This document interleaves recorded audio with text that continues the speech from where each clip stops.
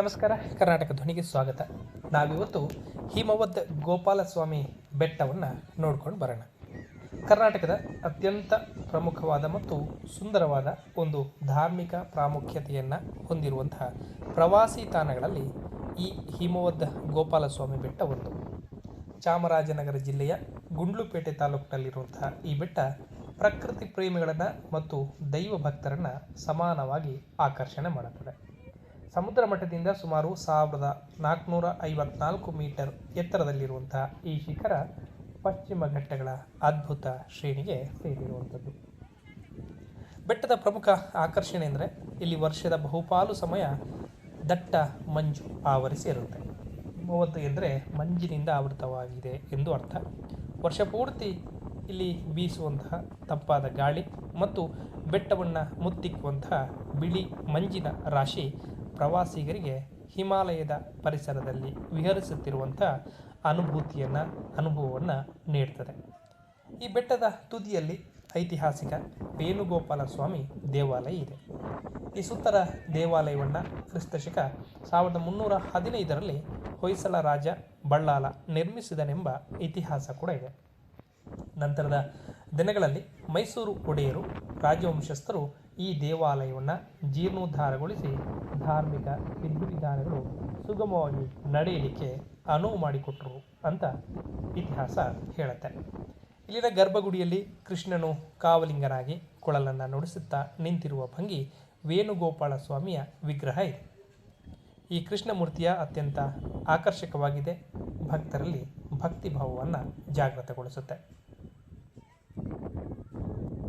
ಹಿಮವದ್ ಗೋಪಾಲಸ್ವಾಮಿ ಬೆಟ್ಟ ಕೇವಲ ಧಾರ್ಮಿಕ ಕೇಂದ್ರ ಆಗಿರದೆ ಬಂಡೀಪುರ ರಾಷ್ಟ್ರೀಯ ಉದ್ಯಾನದ ಕೋರ್ ಝೋನ್ ಭಾಗವಾಗಿದೆ. ಹೀಗಾಗಿ ಈ ಪ್ರದೇಶ ಅತ್ಯಂತ ಶ್ರೀಮಂತ ಜೀವವೈವಿಧ್ಯತೆಯಿಂದ ಕೂಡಿರುವಂಥದ್ದು.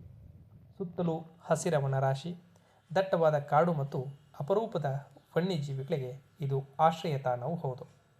ಈ ಬೆಟ್ಟದ ಕಾಡುಗಳಲ್ಲಿ ಪ್ರಮುಖವಾಗಿ ಕಾಡಾನೆಗಳ ಹಿಂಡು ಮುಕ್ತವಾಗಿ ಸಂಚರಿಸುವುದನ್ನು ನೀವು ಕಾಣಲಿಕ್ಕೆ ಸಿಗುತ್ತೆ. ಮುಂಜಾನೆ ಅಥವಾ ಸಂಜೆ ಬೆಟ್ಟದ ರಸ್ತೆಗಳಲ್ಲಿ ಸಾಗುವಾಗ ಪ್ರವಾಸಿಗರಿಗೆ ಆನೆಗಳು, ಚುಕ್ಕೆ ಜಿಂಕೆಗಳು, ಸಾಂಬಾರ್ ಜಿಂಕೆಗಳು ಮತ್ತು ಬಗೆ ಬಗೆಯ ಅಪರೂಪದ ಪಕ್ಷಿ ಸಂಕುಲಗಳ ದರ್ಶನ ಖಂಡಿತ ಆಗುತ್ತೆ. ಪರಿಸರ ಸಂರಕ್ಷಣೆಯ ದೃಷ್ಟಿಯಿಂದ ಈ ಬೆಟ್ಟಕ್ಕೆ ಖಾಸಗಿ ವಾಹನಗಳ ಪ್ರವೇಶವನ್ನು ಸಂಪೂರ್ಣವಾಗಿ ನಿಷೇಧ ಮಾಡಲಾಗಿದೆ. ಪ್ಲಾಸ್ಟಿಕ್ ಮುಕ್ತ ವಲಯವಾಗಿರುವ ಇಲ್ಲಿಗೆ ಭೇಟಿ ನೀಡುವ ಪ್ರವಾಸಿಗರು ಬೆಟ್ಟದ ತಪ್ಪಲಿನಲ್ಲಿರುವಂತಹ ಹಂಗಳ ಗ್ರಾಮದ ಚೆಕ್ ಪೋಸ್ಟ್ ಬಳಿ ತಮ್ಮ ವಾಹನಗಳನ್ನು ನಿಲ್ಲಿಸಬೇಕು. ಅಲ್ಲಿಂದ ಸರ್ಕಾರಿ ಸಾರಿಗೆ ಬಸ್ ಮೂಲಕವೇ ಬೆಟ್ಟದ ತುದಿಗೆ ಪ್ರಯಾಣಿಸಲಿಕ್ಕೆ ಅವಕಾಶವನ್ನು ಮಾಡಿಕೊಡಲಾಗುತ್ತೆ. ಬೆಟ್ಟದ ಮೇಲಿಂದ ಸುತ್ತಲಿನ ಪ್ರಕೃತಿಯ ದೃಶ್ಯಾವಳಿಗಳನ್ನು ವೀಕ್ಷಿಸುವುದು ಕಣ್ಣಿಗೆ ಹಬ್ಬವನ್ನೇ ಉಂಟು ಮಾಡುತ್ತೆ. ಇಲ್ಲಿಂದ ನೋಡಿದರೆ ಬಂಡೀಪುರ ಕಾಡಿನ ಹಸಿರು ಹಾಸು, ದೂರದ ಹಳ್ಳಿಗಳು, ಕೆರೆಗಳು ಮತ್ತು ಪಶ್ಚಿಮ ಘಟ್ಟಗಳ ಸಾಲು ಸಾಲು ಶಿಖರಗಳು ಅತ್ಯಂತ ಸುಂದರವಾಗಿ ಗೋಚರಿಸುತ್ತೆ. ಆನೆಗಳು, ಜಿಂಕೆಗಳು ಕೂಡ ಇಲ್ಲಿ ಕಾಣಲಿಕ್ಕೆ ಸಿಗುತ್ತೆ. ಛಾಯಾಗ್ರಾಹಕರಿಗಂತೂ ಇದು ಅತ್ಯುತ್ತಮ ಪ್ರವಾಸಿ ತಾಣ. ಸ್ಥಳೀಯ ನಂಬಿಕೆಗಳ ಪ್ರಕಾರ ಅಗಸ್ತ್ಯ ಮಹರ್ಷಿಗಳು ಈ ಬೆಟ್ಟದ ಮೇಲೆ ಸುದೀರ್ಘ ಕಾಲ ತಪಸ್ಸನ್ನು ಮಾಡಿದರು ಅಂತ ಹೇಳಲಾಗುತ್ತೆ. ಈ ಬೆಟ್ಟದ ಸುತ್ತಮುತ್ತ ಸುಮಾರು 8 ಪವಿತ್ರ ತೀರ್ಥಗಳಿವೆ. ಇವುಗಳಲ್ಲಿ ಹಂಸತೀರ್ಥ, ಪದ್ಮತೀರ್ಥ, ಶಂಖತೀರ್ಥ ಮೊದಲಾದವುಗಳು ಕೂಡ ಪ್ರಮುಖವಾಗಿದೆ. ಇವುಗಳಿಗೆ ಪೌರಾಣಿಕ ಹಿನ್ನೆಲೆಯೂ ಕೂಡ ಇದೆ. ಇಲ್ಲಿನ ಹವಾಮಾನ ಯಾವಾಗಲೂ ಕೂಡ ಹಿತಕರವಾಗಿದೆ. ಮುಂಗಾರು ಮಳೆಯ ನಂತರ ಅಂದರೆ ಸೆಪ್ಟೆಂಬರ್ನಿಂದ ಫೆಬ್ರವರಿ ತಿಂಗಳು ಇಲ್ಲಿಗೆ ಭೇಟಿ ನೀಡಲಿಕ್ಕೆ ಒಂದಷ್ಟು ಉತ್ತಮ ಸಮಯ ಅಂತ ಹೇಳ್ಬೋದು.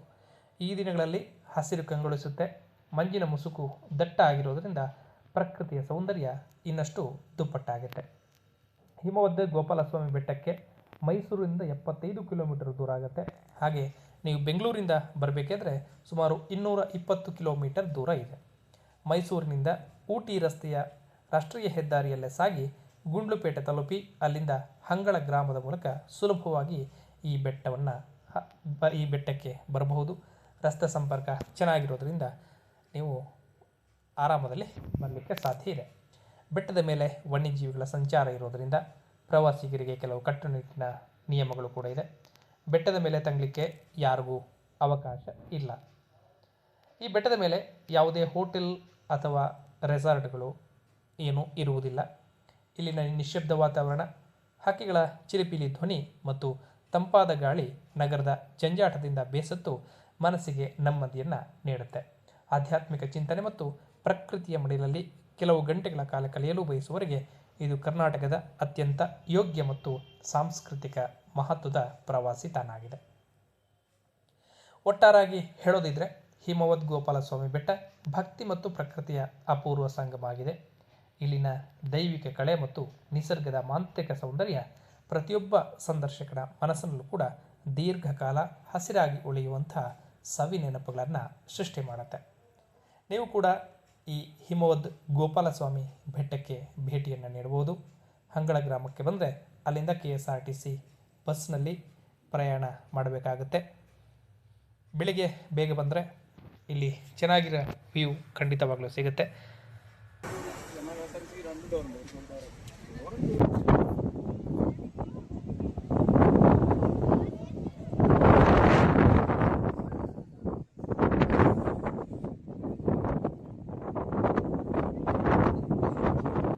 ಆಗಲೇ ಹೇಳಿದಂತೆ ಗೋಪಾಲಸ್ವಾಮಿ ಬೆಟ್ಟ ಚಾಮರಾಜನಗರ ಜಿಲ್ಲೆ ಗುಂಡ್ಲುಪೇಟೆ ತಾಲೂಕಿನ ಪ್ರಸಿದ್ಧ ವೈಷ್ಣವ ಕ್ಷೇತ್ರ. ಈ ಬೆಟ್ಟ ಸಮುದ್ರ ಮಟ್ಟಕ್ಕಿಂತ 4771 ಅಡಿ ಎತ್ತರದಲ್ಲಿ ಇದೆ. ಬೆಟ್ಟವನ್ನು ಹಂಗಲದಿಂದ ಘಟ್ಟ ರಸ್ತೆಯ ಮೂಲಕ ತಲುಪಬೇಕು. ಇಲ್ಲಿಗೆ KSRTC ಬಸ್ ಕೂಡ ಇದೆ. ಈ ಬೆಟ್ಟ ಸದಾ ಹಿಮದಿಂದ ಆವೃತವಾಗಿರುತ್ತೆ. ಗೋಪಾಲಸ್ವಾಮಿ ಬೆಟ್ಟದ ಮೇಲೆ ಗುಡಿ ಇದೆ. ಹಾಗಾಗಿ ಈ ಬೆಟ್ಟಕ್ಕೆ ಗೋಪಾಲಸ್ವಾಮಿ ಬೆಟ್ಟ ಅಂತ ಹೆಸರು ಬಂದಿದೆ. ಹಿಮವದ್ ಗೋಪಾಲಸ್ವಾಮಿ ಬೆಟ್ಟ ಎಂದು ಕೂಡ ಚಿರಪರಿಚಿತವಾಗಿ ಕರೆದುಕೊಳ್ಳುವಂತಹ ಇದು ಸಾಂಪ್ರದಾಯಿಕವಾಗಿ ಕಮಲಾದ್ರಿ ಎಂದು ಕೂಡ ಇದಕ್ಕೆ ಕರೆಯಲಾಗುತ್ತೆ. ಪಶ್ಚಿಮ ಘಟ್ಟ ಶ್ರೇಣಿಯ ಭಾಗವಾಗಿರುವ ಈ ಬೆಟ್ಟ ರಾಜ್ಯದ ಪ್ರಮುಖ ಗಿರಿಧಾಮಗಳಲ್ಲಿ ಒಂದು. ಹೊಯ್ಸಳ ಮುಮ್ಮಡಿ ಬಳ್ಳಾಲನ ಆಳ್ವಿಕೆಗೆ ಸೇರಿದ 1315ರ ಕನ್ನೆಗಾಳ ಶಾಸನದಲ್ಲಿ ಗೋವರ್ಧನಗಿರಿ ಎಂದೇ ಈ ಬೆಟ್ಟವನ್ನು ಕರೆಯಲಾಗ್ತಾ ಇತ್ತು. ಗೋವರ್ಧನಗಿರಿಯಲ್ಲಿ ಗುಡಿಯನ್ನು ನಿರ್ಮಾಣ ಮಾಡಿ ಗೋಪಿನಾಥ ದೇವರನ್ನು ಪ್ರತಿಷ್ಠಾಪಿಸಿದ ಮಹಾಪ್ರಧಾನ ಮಾಧವ ದಂಡನಾಯಕ ಆ ದೇವರ ಪೂಜಾ ವಿಧಿಗೆಂದು ಕಣವಗಾಲ ಗ್ರಾಮವನ್ನು ದತ್ತಿ ಬಿಟ್ಟದ್ದನ್ನು ದಾಖಲು ಮಾಡಿದೆ. ನೆರೆಯ ಗೋಪಾಲಪುರದ 1537ರ ಶಾಸನ ಇಂಗಳವಾಡಿ ಗ್ರಾಮವನ್ನು ಇದೇ ದೇವರಿಗೆ ದತ್ತಿ ನೀಡಿದ್ದನ್ನು ದಾಖಲು ಮಾಡಿದೆ. ಹಿಮವದ್ ಗೋಪಾಲಸ್ವಾಮಿ ಬೆಟ್ಟವನ್ನು ದಕ್ಷಿಣ ಗೋವರ್ಧನಗಿರಿ, ಕಂಜಗಿರಿ, ಕಮಲಾಚಲ, ಬೆಟ್ಟದ ಕೋಟೆ ಮತ್ತು ಮೂಡನ ಕೋಟೆಗಳೆಂದು ಕೂಡ ಇದನ್ನು ಕರೀತಾರೆ. ಗೋಪಾಲಸ್ವಾಮಿ ಬೆಟ್ಟದ ಪೂರ್ವಕ್ಕೆ ತ್ರಿಯಂಬಕಾದ್ರಿ, ಪಶ್ಚಿಮಕ್ಕೆ ನೀಲಾದ್ರಿ, ಉತ್ತರಕ್ಕೆ ಮಂಗಳಾದ್ರಿ, ದಕ್ಷಿಣಕ್ಕೆ ಶಂಬರಾಗಿರಿ, ಆಗ್ನೇಯಕ್ಕೆ ಹಂಸಾದ್ರಿ, ನೈಋತ್ಯಕ್ಕೆ ಗರುಡಾದ್ರಿ, ವಾಯುವ್ಯಕ್ಕೆ ಪಲ್ಲವ, ಈಶಾನ್ಯಕ್ಕೆ ಮಲ್ಲಿಕಾರ್ಜುನ ಗಿರಿಗಳು ಕೂಡ ಇವೆ. ಇವುಗಳ ಜೊತೆಗೆ ಗದ್ದೆಹಳ್ಳದ ಗುಡ್ಡ, ವಡೇರಕಲ್ಲು ಗುಡ್ಡ, ಕೆಂಪನಾಯಕನ ದುರ್ಗ, ಬಂಡಿಕಲ್ ಬೆಟ್ಟ, ಇನ್ನೂ ಕೂಡ ಸಣ್ಣ ಪುಟ್ಟ ಗುಡ್ಡಗಳು ನಿಮಗೆ ಕಾಣಲಿಕ್ಕೆ ಸಿಗುತ್ತೆ. ಇವುಗಳನ್ನು ಚಿಕ್ಕ ಬೆಟ್ಟಗಳೆಂದು ಕೂಡ ಕರೀತಾರೆ.